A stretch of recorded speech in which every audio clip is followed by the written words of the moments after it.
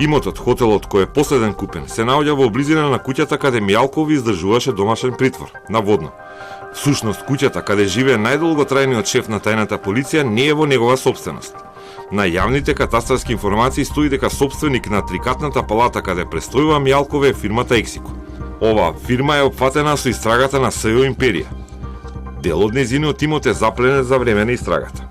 Ексико не е фирма во финансиска позитива и свети црвено на бизнис регистарот.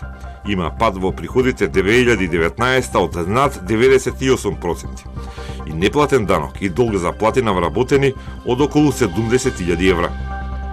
На фирмата Ексико се води и соседната куќа, а катастарот покажува дека Ексико има удели во соседни згради, апартмани во 2 блиски хотели, балкони, станови и гаражи.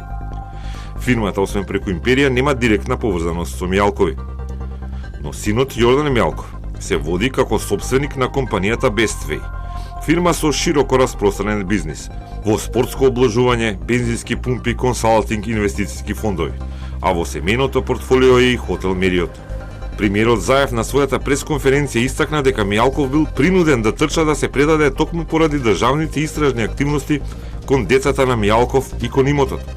Уште рано наутро беа дадени во функција на имплементирање на закон, организирање и помагање на бегство. Се одговара согласно закон, тоа е кривично дело. Организирање правата обезбедување, членови на семејството и се паднаа сериозни наредби за да се постапи токму по нив.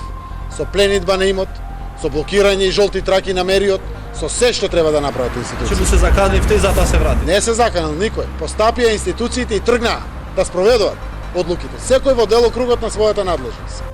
Кога прашавме во обвинителството дали ќе се разгледува изјавата на премиерот како можна закана, ни одговорија дека нема пријава. Доколку кој било граѓанин има лични закани или закани кон неговото семејство и имот, треба да ги пријави до надлежните институции кои се должни да постапат по пријавата и да го расчистат случајот.